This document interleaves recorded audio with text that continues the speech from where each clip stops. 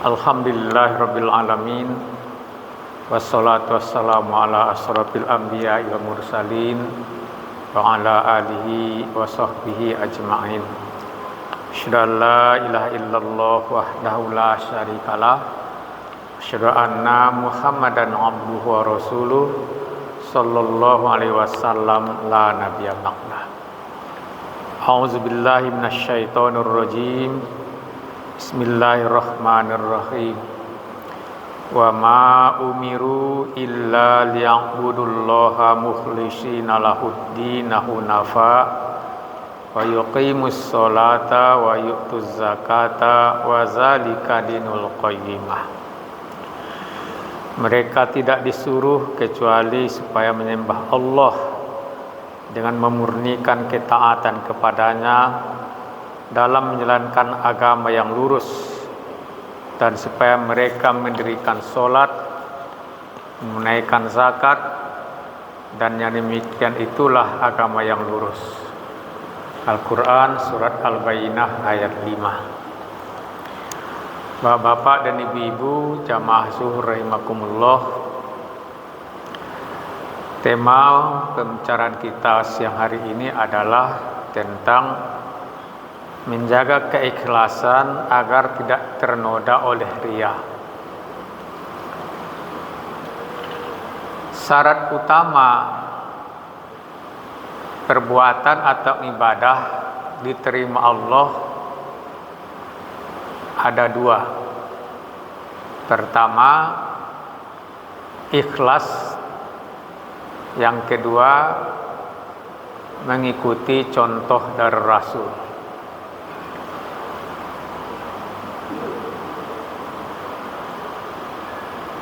Apabila tidak terpenuhi dua syarat itu, maka amal seseorang tidak terima Allah. Kita akan berbicara tentang ikhlas. Nabi mengatakan, innam a'malu binniyat.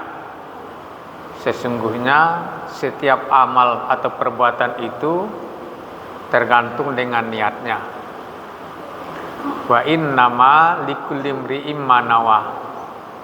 Dan setiap orang akan mendapat balasan dari amal perbuatannya itu sesuai dengan niatnya. Di sini pentingnya keikhlasan. Nah, salah satu ancaman terbesar dari keikhlasan itu adalah riya,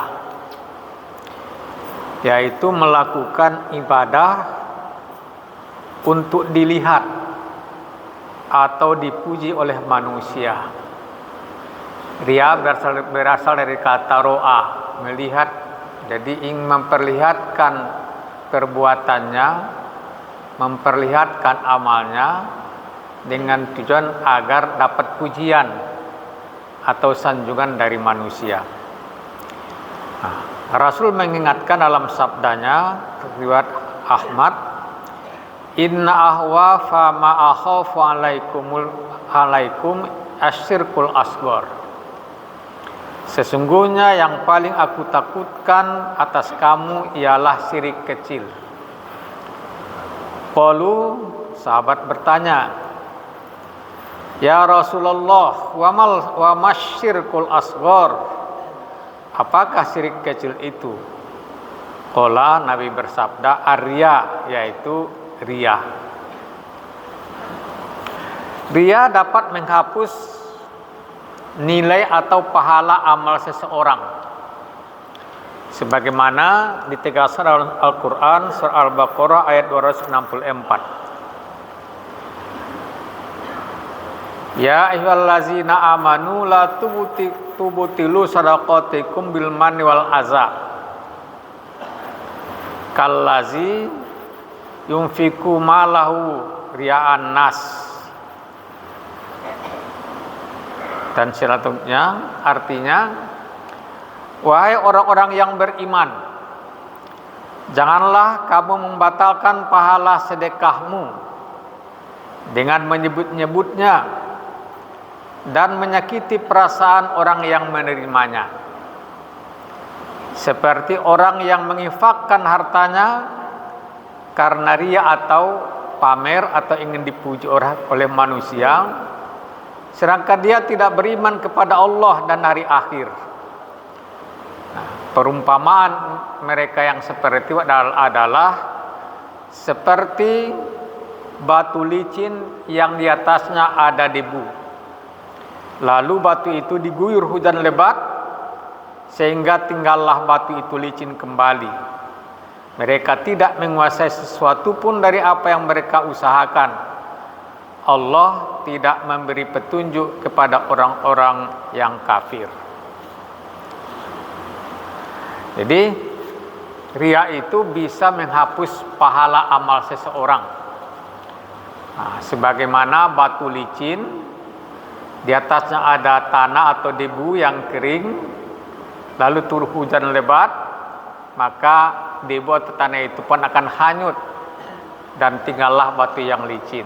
Artinya tidak hilang nilai dan pahala ibadahnya itu karena ria. Nah, karena itu kita harus berusaha menjaga keikhlasan itu agar tidak dinodai oleh perbuatan ria. Lalu bagaimana caranya?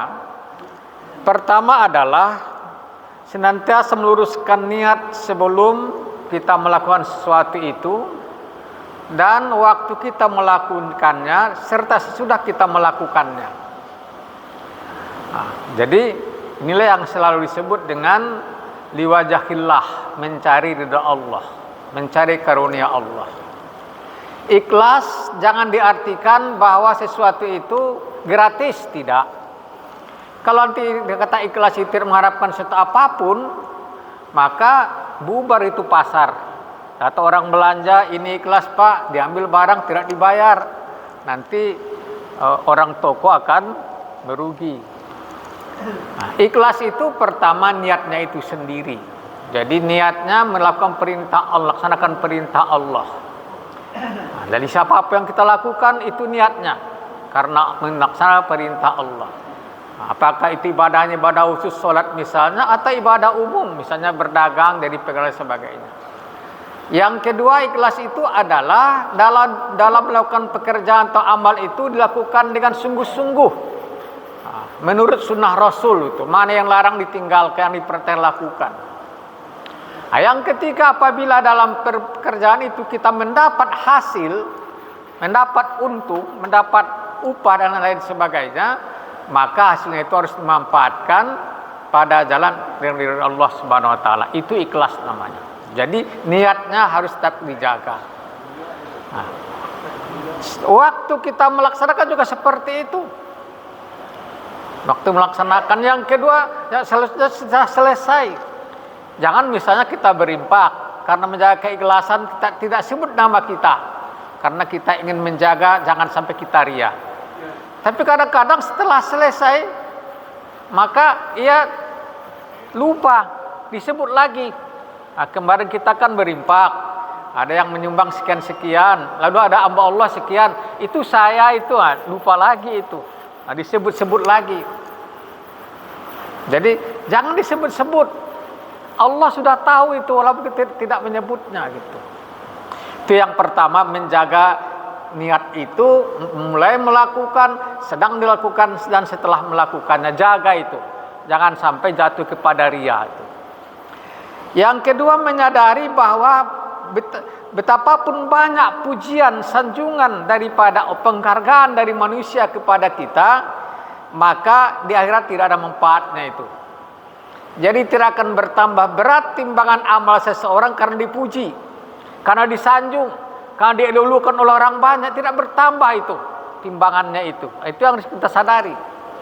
Yang menambah beramal seorang itu adalah karena ketaatannya dalam melaksanakan perintah Allah. Jadi itu disadari itu. Yang terakhir, yang ketiga adalah kita berdoa kepada Allah agar Allah menjaga kita daripada berbuat ria itu. Ya Allah, jadikanlah amal yang aku lakukan itu untuk mencari ridhomu dan tidak karena mencari pujian daripada manusia. Nah, inilah tiga hal dalam rangka menjaga keikhlasan kita dalam berbuat, dalam beramal agar tidak ternoda oleh perbuatan riya. Terima kasih. Wabillahi taufiq wal hidayah. Wassalamualaikum warahmatullahi wabarakatuh.